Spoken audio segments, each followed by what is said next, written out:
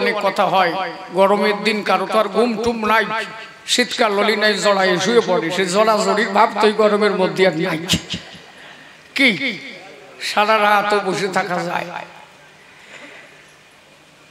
ওখানে কোনো একজন ভক্তের বাড়ি, এই বলতে গেলে বাধা পড়লে সমস্যা হয়, আর বাধা দিয়ে না ভালো হয়েছে এই পর্যন্ত থাক, আর হাতাইয়া না তোমরা দুইজন উঠিয়ে বসো, তাই করলে ভালো হয় না নাকি? ওরা উঠে বসুক। লোকটা মাদুরের ব্যবসা করে, তখন ওই মাদুর 10টা, প্রত্যেক দিন 10টা করে মাদুর কিনতো, ওই মাদুর গুলো নিয়ে বিক্রি করে বেড়াতো। যে কয় টাকার মাদুর কিনতো তার চালান ঠিক রেখে লাভটুক দিয়ে সংসার চালাতো। নির্মল গোসাই একবার ওই বাড়িতে মহোৎসবে গেল, পাশেই মহোৎসবে গেল, ওই বাড়িতে ঘুরতে গেল। ও কি করলো, একটা মাদুরের দাম গোসার হাতে দিয়ে প্রণাম দিল যে আমার তো দেওয়ার মতো কিছু নাই, আমি 10টা মাদুর প্রত্যেক দিন কিনি, 10টা মাদুর বিক্রি করি, যা লাভ থাকে তাই দিয়ে সংসার চালাই, আর ওই 10টা মাদুরের টাকা দিয়ে পরের দিন সকালে আবার কিনি, তার থেকে একটা মাদুরের দাম আমি আপনারে দিলাম। গোসাই টাকা দিয়ে গোসাই ওই টাকাটারে নিচে রেখে বললো যে টাকা পয়সা আমার দিস, আমি টাকা নেব না। ওইখান থেকে এক লাভ দিয়ে উনি ঘরের বাইরে চলে গেল। যে লোকটা টাকা দিল ও মনে মনে ভাবলো তাই মাদুরের দাম 1 টাকা, আর আমি ওনারে দিলাম 1 টাকা, হয়তো টাকা কম হয়ে গেছে তাই আমার টাকা উনি ধরে নাই। সাধুর এত অর্থের নেশা থাকবে কেন? যাকে পরে বা তুমি আসো সেইবার ধরবো যে আমার টাকা কম দেখে তুমি নিলে না কেন? 3 মাস পরে হরিবাসর হচ্ছে 55 গ্রামে, এখনো সেই লোক বেঁচে আছে, এখনো কাউকে গুরু করে নাই, নির্মল গোসাইকে মেনেই চল। হরিবাসরে গেলে ওই লোক গিয়ে বসতো, ওই কথা কবে বলার আগে নির্মল গোসাই বলতেছে পয়সা নি নাই কেন, তা তো কেউ জানে না, আমি নির্মল সোনারপুরের লস্করপুরে নারায়ণদের বাড়ি থাকি, যদি কোনো জায়গা মৎস্য পায় আমারে কেউ নিয়ে যায়, যে টাকা খরচা হয় তারা ভাড়া দিয়ে নিয়ে যায়, আবার যে টাকা খরচা হয় ভাড়া দিয়ে থুয়ে যাই, আমি কারো পয়সা ধরি না। কেউ যদি মাদুরের টাকা দিয়ে ভাবে যে কম দিলাম বলে ধরলো না, এটা কিন্তু ঠিক না। ওই লোক ওই আসরে বসা, জিজ্ঞাসা করবে বলে ওই আসরে গিয়েছিল, ওই এসে তখন পা জড়ায় বলল যে আমার ভুল হয়ে গেছে। উনি তখন বলল তাই আমি নির্মল, আমার বউ ছেলে মেয়ে কেউ নাই, আমি তোর অর্থ নিয়ে যাবো কোথায়? আমার যদি কারো ভালো লাগে লস্করপুর থেকে সে ভাড়া দিয়ে নিয়ে আসে, আবার ভাড়া দিয়ে থুয়ে আসে, আমি কারো পয়সা ধরি না, তুই আমার প্রতি মনে এত কষ্ট পেলি কেন? এহেন সাধু ছিলেন নির্মল গোসাই, জীবনে কারো একটা টাকা কোনোদিন ধরে নাই। এই জন্য অশ্বিনী ঘোষের গান লিখেছিল, অর্থের লোভে সাধুর বলা হলো হরিপ্রেম বিরোধী, এমন অপরূপ এক মানুষ হলো ভাই এলো ওরা কাকা। হরিগুরু চাঁদের ধর্মমত পরিশুদ্ধ ধর্মমত, যেখানে কোনো জুয়ো চুরি নাই। এই জন্য অশ্বিনী গোসাই লিখে গেছেন, তথায় হয় সাধুর দরবার, অসাধুর নাই অধিকার, হতেছে সূক্ষ্ম বিচার সত্যের আইন। এবার রতি মাসা কমি হলে তাহলে অমনি ধরে দিচ্ছে জেলে, সেরা এক কান্তা গলে রাখছে তারে বেহাল করে, আমার মন চল যাই গুরু দরবারে। সেটা হচ্ছে সত্যের দরবার, যেখানে সত্যের বেচা কেনা হয়, আর কিছু থাকে না। আগে আমি ছোট্ট একটা গান গাই, তারপরে আলোচনা। আমার ফোনটা কি হচ্ছে? হ্যাঁ ঠিক আছে, আমি একটা ধ্বনি দিই, মাঙ্গলিক ধ্বনি দিই, সবাই উলুধ্বনি হরিধ্বনি করবে, সাউন্ড যেখানে সেইখানে থাকবে, আর হাত দিয়ে না, দোহাই ধর্মের। গান গাইনে অনেক কয়েকদিন হয়েছে। আমার ওই মহোৎসবের পরে আমি গেছিলাম বাংলাদেশ, তারপরে আবার এই দেশে আসছি বিভিন্ন কারণবশত, বিভিন্ন একটা মানসিক যন্ত্রণার মধ্যে ভুগছি। অনেকদিন পরে আজকে দাঁড়ালাম আসরে, মনে হচ্ছে যেন নতুন আসর পাইছি।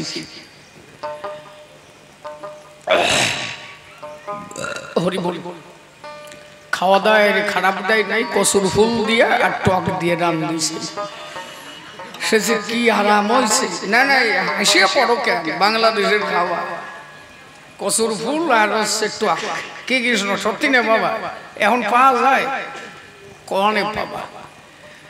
স্কেল দাও, স্কেল দাও, স্কেল দাও। হা হা হা।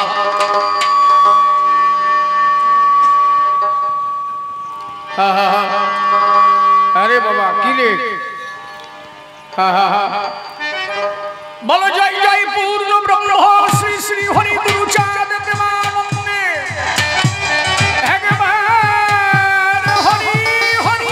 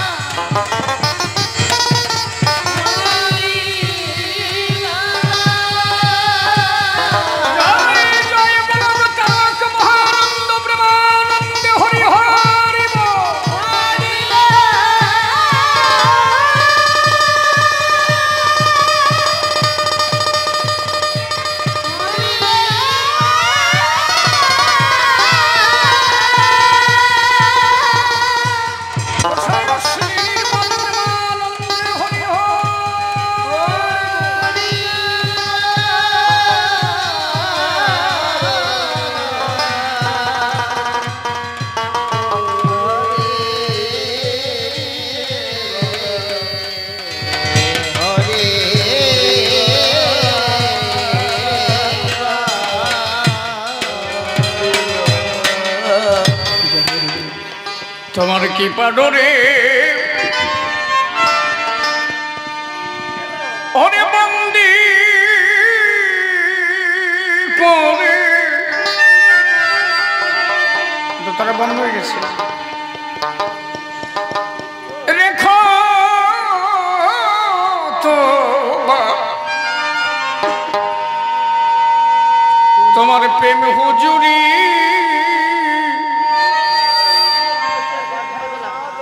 আমায় পাঠায়ো না জমের কাছারি। আমায় পাঠায়ো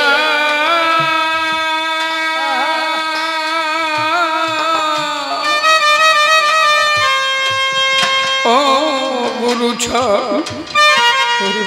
পাঠায়ো না। তুমি মনে গান গাইতে দিবান জমের কাছারি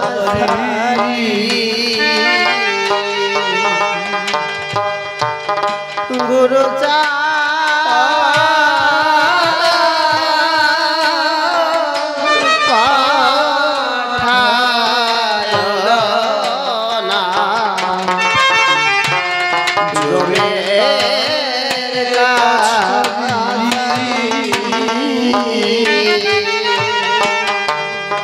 তোমার কি পাডরে বন্দি করে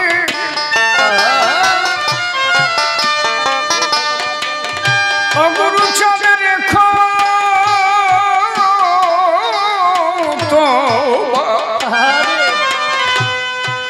তোমার প্রেমে হুজুরি আমায় পাঠায়ো না জমে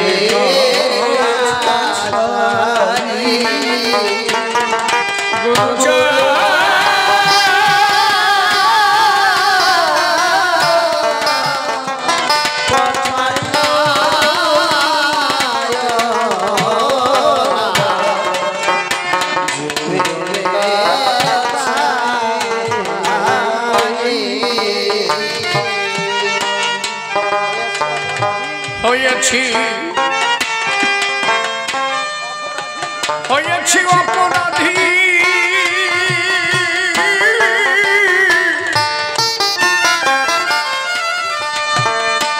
তোমার শ্রীপদে রাখো বন্দী না হয় পাঠা ওরা কান্দি শান্তি মায়ে পুরী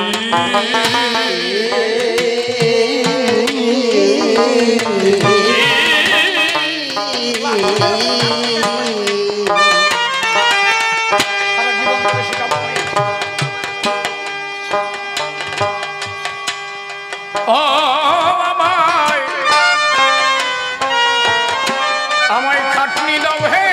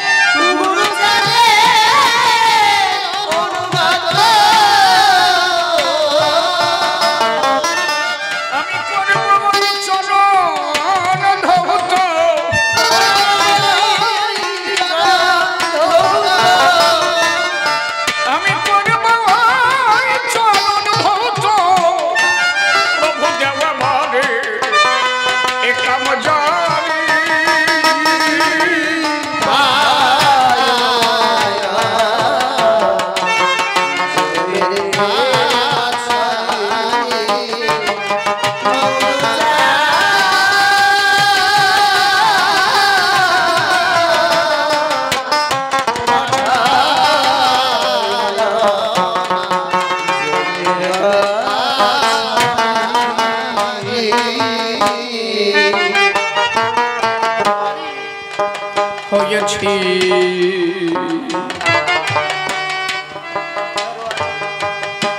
হয়েছি ফেরোয়ারি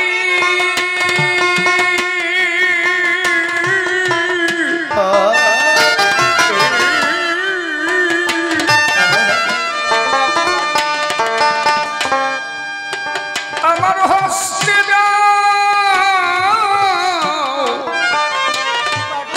হস্তে দেও কি পাডুবি পদে দেও দয়া রাখো বন্দি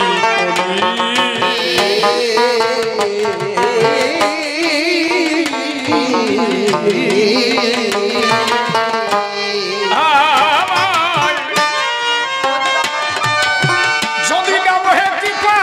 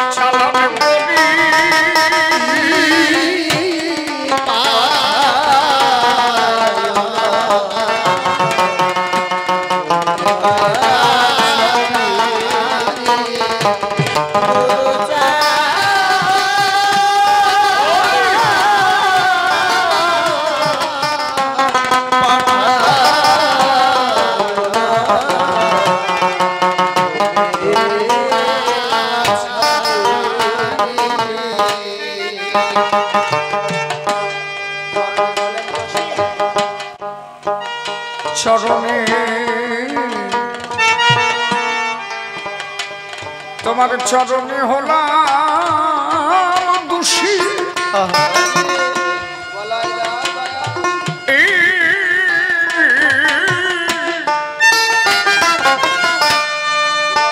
আমার গলায় দেওয়া দয়া অনুরাগে চাপরাশি তসল করো ভারী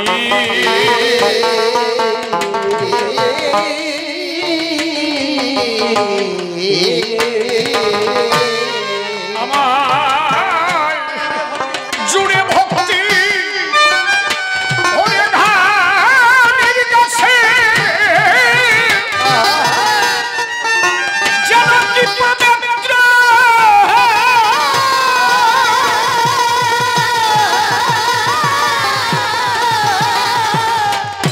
আরে মারে পিছে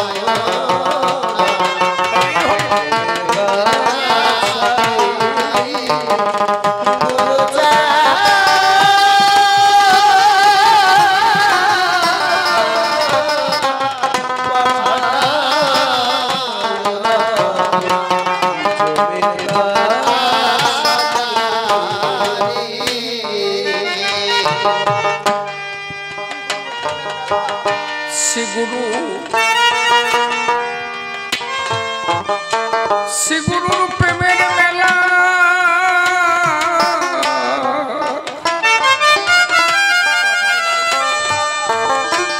তথাই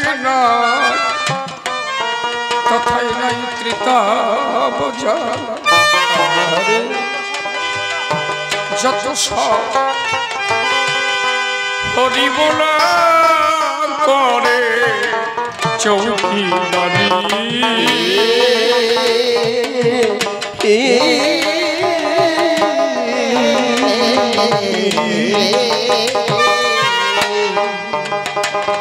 ও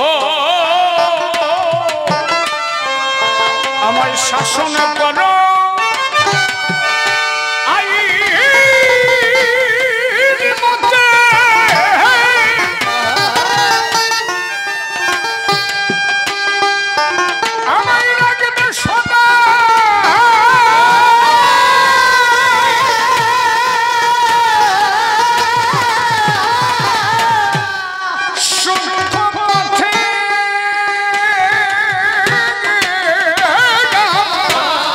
শাসন করে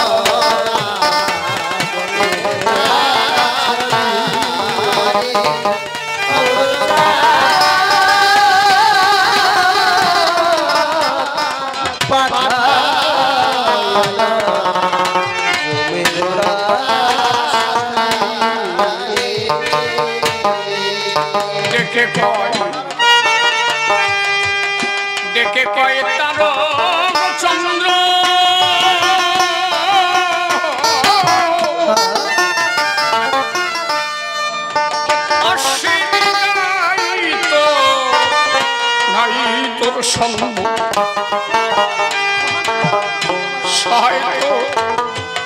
সহায় তোর মহানন্দ নিতান্ত ভয়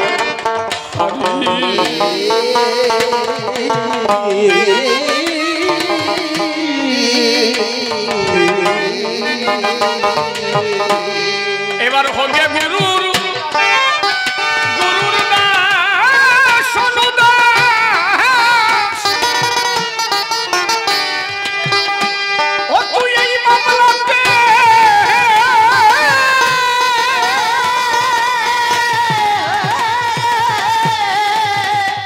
ওরে পাবি খালা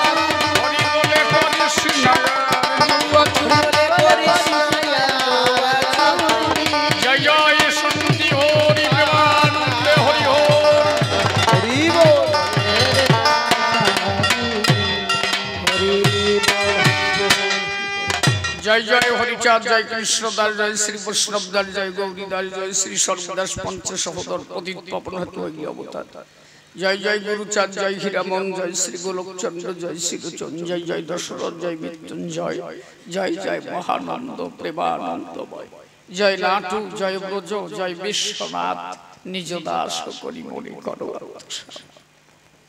ठाकुरेर बंदना करे क्षाন্ত আজকে পালার যে বৃত্তান্ত আদি অন্ত চূড়ান্ত সিদ্ধান্ত দিতে দাঁড়ালাম সবাই যদিও নাম শেষের সরকার এই জানা আছে সবর খবর তথাপি সবার ভিতর নিজের নামে তর্ক বিজ্ঞান হয় না রে ভাই তাই নিজ নাম দিয়ে সারি বসে শোনেন নরনারী এবার হয়ে দাঁড়ালাম আমি মনোহর সরকার আমার দাদা হরিবর দাঁড়িয়ে বলি সবার ভিতর বিভিন্ন ভাবে প্রশ্নপত্র করে গেছে দল সে যদিও আমার বড় এবার আমার কথা ধরো কি করে প্রশ্ন করো বড় হয়ে ছোটর কাছে জিজ্ঞাসা করা যায় হে কোন ধর্মে কয় ইয়া কবু সম্ভব নয় আমার মনে আছে ভাবো তোমার কাছে কিছু কথা শুনবো উল্টে কল ফেললে কেন আমার প্রণাম জানাই দাদার পায় দাদার কিছু কথা জিজ্ঞাসা আমার ঠাই তাই বিভিন্ন ভাবে প্রশ্নপত্র দান করেছে সবাই প্রথমবার প্রশ্নপত্র তুলে ধরেছে সভাগাত্র মাত্র তার দেব সমাধান ভাই বল দেখি আমার ধারে আমরা তারক গোসাইকে গুরু বলে প্রণাম করি বারে বারে নাকি তারক আমাদের জান তারক আমাদের মনোপ্রাণ জীবন যৌবন মান সম্মান জীবনে সবকিছু তারকের প্রতি করেছিল অর্পণ তাহলে বল দেখি আমার ধারে সেই তারক থাকতে গড়ে পুনরায় কেন গেলি গণেশ পাগলের ধারে কি পাইছি রোদ ধারে বল দেখি আমায় কত কইলে রসের কথা এই কথা তুমি তো জানো দাদা খালি খালি কেউ দেয় অন্তরে ব্যথা তুমি যদি না জানতে আমার কাছে কইতে সব খবর তুমি জানো কেন আমার কাছে বাজে কথাটা নিয়ে আলো শোনবা যদি তাহলে শোনো, ওর তো জানা আছে, অনেকে জানা নাই। চতুরের চূড়ামণি বসে শোনেন জ্ঞানী গুণী, দাদার তো বুদ্ধির খনি, ও তো পাকা মতুয়া। আমি অনেক পরে, দাদা আমারও অনেক আগে গিয়েছি হরিচাঁদের দ্বারে, কারণ ওর জন্ম বৃত্তান্ত তো কমানো। আমার জেঠু মশার নাম ছিল আনন্দ সরকার, অর্থাৎ হরিবর সরকারের বাবার নাম ছিল আনন্দ সরকার। তার ছেলে সন্তান হতো না, মন্তরে করেন ধারণা হরিচাঁদ ঠাকুরের কাছে যায়, ডাক দিয়ে বললো বাবা হরিচাঁদ ঠাই, বাবা খালি কটা মাইয়ে সল টল তো নাই। ঠাকুর করলো বর্ণনা, অসুবিধা হবে না, এইবার যেটা হবে সেইটা সল হবে, অসুবিধা নাই। ঠাকুরের আশীর্বাদ পেল, বসে শোনেন জ্ঞানী দল, তারপরে গর্ব হলো, যেটাই আসলো ওইটাই হইল। যেহেতু হরিচাঁদের পরে জন্ম নিয়েছিল ওর মার উদরে, তাই ওর নাম হয়েছিল হরি বর, মানে হরিচাঁদের পরে জন্ম, তাই নাম দিয়েছিল ওরে হরিবর। কথা বোঝা যাচ্ছে আমার নাকি?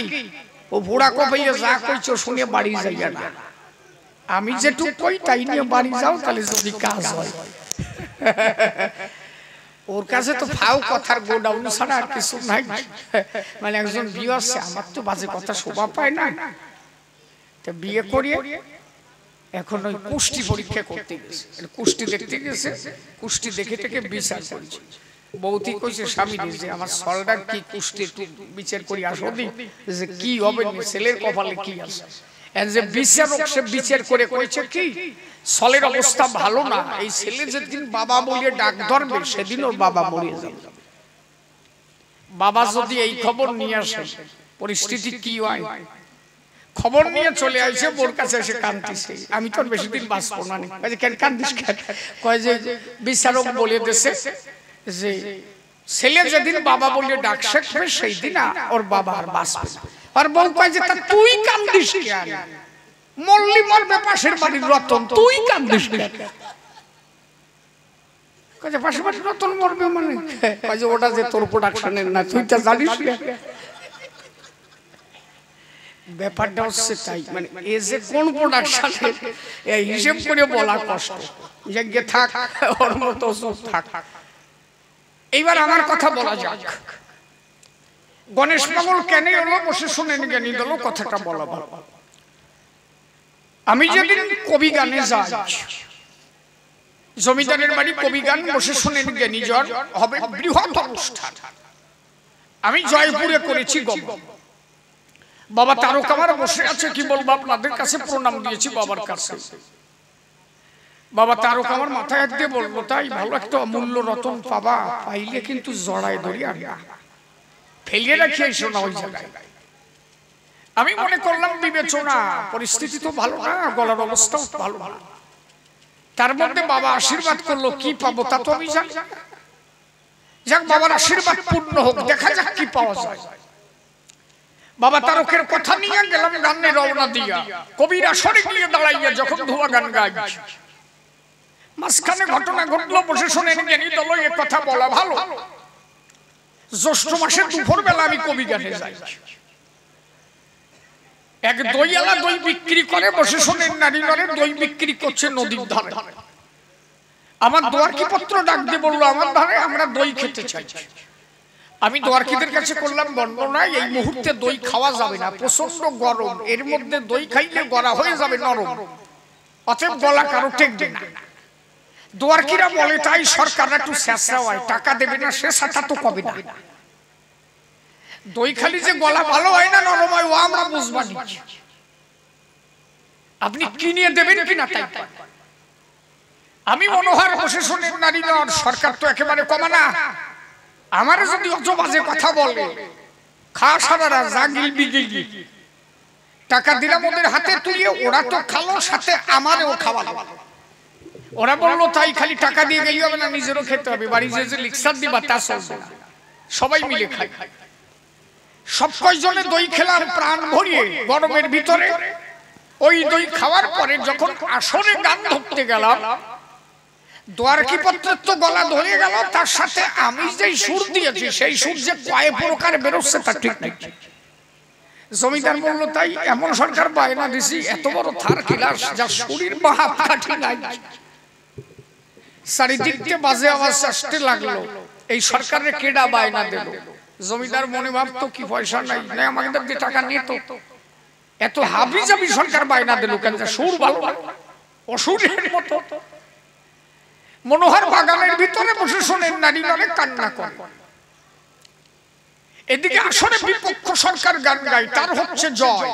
মনোহর অরণ্যের ভিতরে একা একা কান্না করে, ডাক দিয়ে বলছে তারকের ধারে, বাবা তারক, তুই যে আমাকে বলেছিলি বারে বারে একটা অমূল্য ধন পাবি, ধরে আনবি, সেই অমূল্য ধন কি আজকে জুতোর বাড়িটারি নাকি?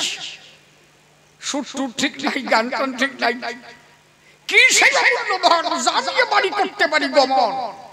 বল দেখি বাঁচা ধন। আসরে দাঁড়াইয়ে যখন সুর করি, সুরের টান নাহি আমার মুখ সমান, আমি নয়ন বানে বিন্দিছি সর্বক্ষণ। আমি এখন কার কাছে যাই বল দেখি তারক, আবার তোর কাছে নিবেদন শোধাই। এই মুহূর্তে দেখে 12 বছরের একটা কালো মেয়ে, 12 বছরের মেয়ে সম্মুখে এসে দাঁড়াইয়ে ডাক দিয়ে বলছে মনোহরের ঠাই। এমন এখানে কান্দ কেন? এইখানে কান্দ কিসের? মনোহর করে বলবো না, কি করবো, তুই তো ছানা, এই কথা তো তুই বুঝবি না। আমার ব্যথার সময় খালি খালি আর আঘাত করিস না, তুই তোর কাজে যা, আমার আর কোনো কথা জিজ্ঞাসা করিস না। যদিও মেয়েটার চেহারা কালো, তার মধ্যে জলে যেন আলো। বারে বারে জিজ্ঞাসা করতে লাগলো, বলো দেখি আমার ঠাই, কি তোমার মনের ব্যথা আমার কাছে বলো দেখি, যদি ব্যথা আমি দূর করতে পারি অসুবিধা কোথায়? মনোহর করে বর্ণনা, তুই তো বাচ্চা মেয়ে, তুই তো জানিস না আমার শরীরের অবস্থা ভালো না। ওই কয়শালা দই খাইছে, আমারও খাওয়াইছে, গলা পুরো ডিমে গেছে। গান গাচ্ছি, কত প্রকার যে সুর বার হচ্ছে, আমার গলায় আর সুর নাই। শিল্পীর যদি সুর না থাকে, কত ব্যথা তার বুকে, কে তারে দেখে?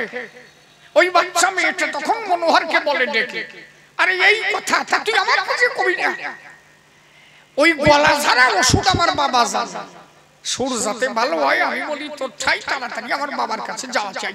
আমার বাবা যদি একটা ভূ দিয়ে দেয়, দেওয়া মাত্র তোর গলা খুলে যাবে, তুই এসে গান গাবি, মানুষ দাঁড়াইয়ে শুনবে, কোকিলের মতো তো সুর হয়ে যাবে। কয়ে তোর বাবা কেডা বল দেখি আমায়? বলছে তাড়াতাড়ি পারকোনা যাবি, পারকোনা বটতলায় আমার বাবা বসে আছে, কেষ্ট খেপা গণেশ পাগল। আমার বাবার কাছে যাবি, বাবার কাছে কবি, বাবা যখন ওষুধ দেবে তোর সুর ভালো হয়ে যাবে, এসে গান গাবি। ওই সোজাই রওনা দিল, পারকোনা বটতলায় গণেশ পাগল বসেছিল, একটা লেংটি পরা অবস্থা। গিয়ে প্রণাম করেছে, ডাক দিয়ে বলছে মনোহরের সহিত, মনোহরের সদন কে তুই, কি কারণে এত রাতে করেছিস গপ? মনোহর বলে তাই সুরের অবস্থা ভালো না, আপনার আছে একটা ছানা বাচ্চা মেয়ে কিনা, যদিও কালো, কত সুন্দর ভালো, ওর মধ্যে যেন জ্যোতি জ্বলতে লাগলো। আমার কাছে বললো তাই কবি গানে গেছিল, আমার কাছে খবর দিল আমার বাবা গলা ঝাড়া অসুখ জানে, গলা যদি ভেঙে যায় ভূ দিলি ভালো হয়ে যায়। ওর কথা শুনে আসছি আপনার দ্বারে, আমার একটা ভূ দেন, গলাটা যাতে ভালো হয়, যাই গান গাইতে পারি। আমি মনোহর সরকার, কবি গান গাই, ওই জমিদারের বাড়ি গান হচ্ছে, গলার অবস্থা ভালো না, ওই কয়শালা আমারে ছাড়লো না, নিজেরাও দই খাইছে, সাথে আমারও খাওয়াইছে, জাত মারিছে, তাড়াতাড়ি একটা ভূ দেন, গলাটা যাতে ঠিক হয়। মনোহর বলে তাই, গণেশ পাগল বলে তাই, কে তোরে পাঠাইছে? বলে কেন আপনার একটা মেয়ে আছে, 12 কি 13 বছর বয়স হবে, ছোট্ট একটা মাইয়া, কালো, আপনার একটা মেয়ে আছে না? গণেশ পাগল করে বলবো না, আমি বিয়েই করলাম না, মাইয়া আসলো কই? এ তুই মাইয়া পাস কোন জায়গায়? আমি তো বিয়েই করি। বলে সত্যি তাই?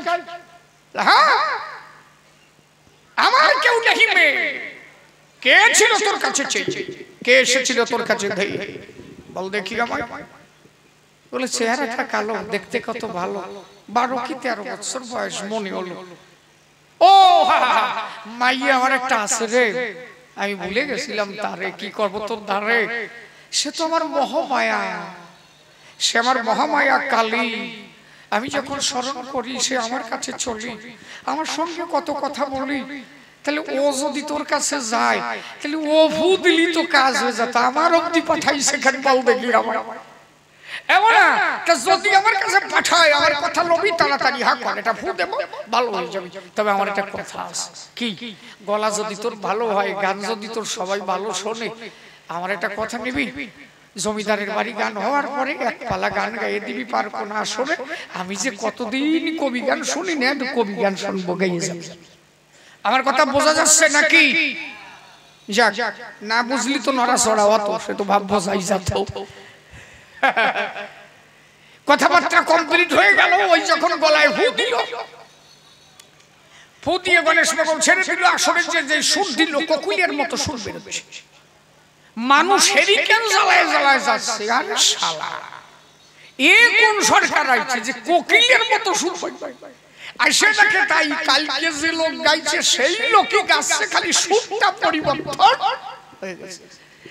এই সরকারের এত সুর পাইও কোন জায়গায়? জমিদার এসে ডাক দিয়ে বলে, তাই মনোহর এ সুর পাইলে কোন জায়গায়? কয় যে জায়গা পাইছি আমার কথা নেও, তোমার এই বাদামটা পার কোনায় টানাই দাও।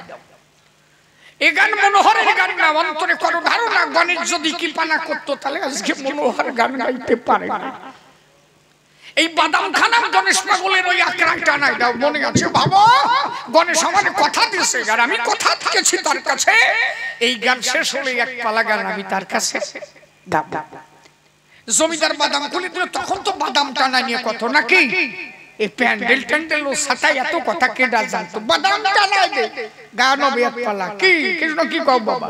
বাদাম টানাই দে।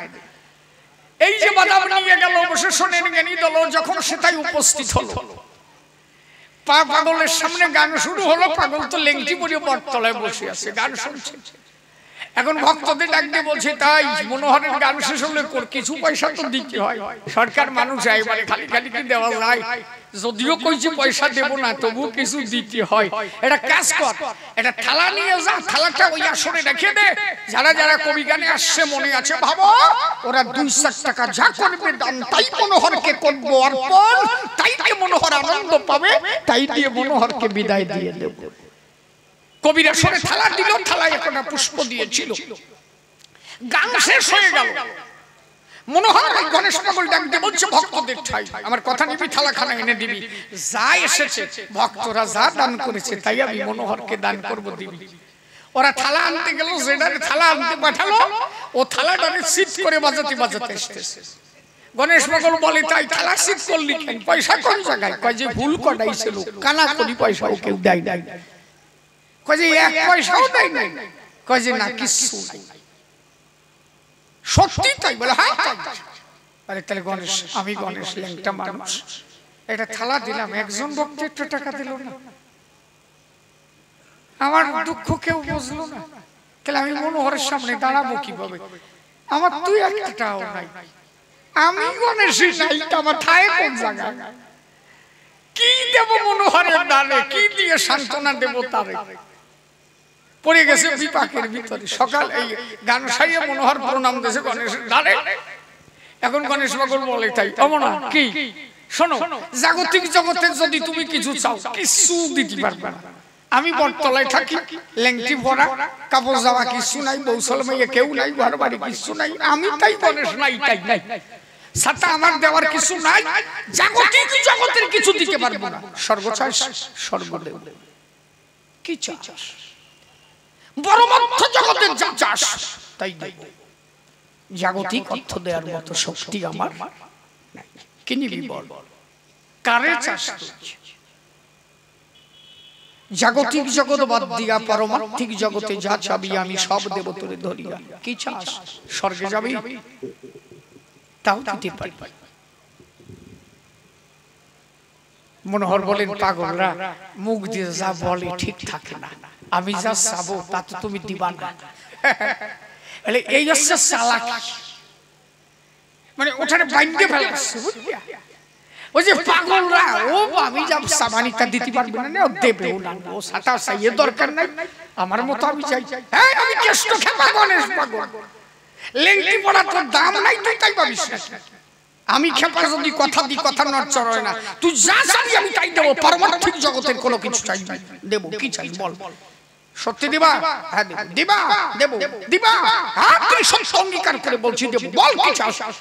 বলে প্রণাম করে দান চরণে স্পর্শ রেখে ডাক দিয়ে বলছে মনোহর, তখন আমি পার্থিব জগতের কিছু চাই না, যতদিন তুমি এই জগতে থাকবা ততদিন মনোহরের বাড়ি তোমার চরণ ধরে রাখবা। আমি সারা জীবন তোমার যুগল চরণ সেবা দেব, আমি এইটুকু ভিক্ষা চাই। আমি তোমারে নিয়ে যাব আমার বাড়িতে থাকা, আজকের থেকে আমি তোমারে কিনে নিলাম, তুমি আমার বাড়ি থাকবা, আমি আর কিছু চাই না। গণেশ পাগল বলে তাই এমন চাওয়া চাইলি জন্মের মতো আমার বাঁধতে নেবে। মনোহর বলে তাই এ চাওয়া আমার নয়, আমার বলেছিল আমার গুরুদেব তারক গোসাই এমন একটা অমূল্য ধন পাবি, যদি তারে পাস তুই কিন্তু ধরে আনবি, ফেলায় দিস না। আমি তোমারে পেয়েছি আমার গুরুদেবের কৃপায়, গুরু কৃপা করেছে মরে, তাই তোমার মতো গোসাই পেয়েছি সংসারে। যার গলা ভাঙা এক ফুটে ভালো হতে পারে, যার খবর স্বয়ং কালি দিতে পারে, তারে পাওয়ার পরে আর কোনো কিছু কি আশা করা যায় সংসারে?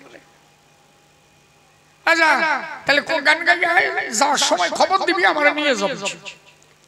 মনোহর গানে চলে গেল, বসে শোনেন জ্ঞানী দল কেষ্ট খেপা বসেছি। সাধু কারে কয়? এত সোজা কি আর সাধু আয়? গান গিয়ে মনোহর নৌকা নিয়ে চলে যাচ্ছে, মনে নাই যে গণেশের নিয়ে যেতে হবে। পারকোনার পাশ দিয়ে নদী দিয়ে নৌকা বেয়ে চলে যাচ্ছে। গণেশ পাগল গভীর নিশীথে একা বসে আছে, ওইখান থেকে হাঁকার দিচ্ছে, এ মোনা, মনে নাই আমার নিয়ে যাওয়ার কথা? ওইখান থেকে নৌকা বেরাচ্ছে, তাই তাই শালা ভুল হয়ে গেছে তো, এটা আমার মনে নাই কিন্তু আমার পাগলের মনে। আচ্ছা তাহলে বলেন দেখি আমার কাছে তারক খবর দিয়ে তারে নিয়ে আসে, সেই তারকের কথাই যদি আমি গণেশকে পাই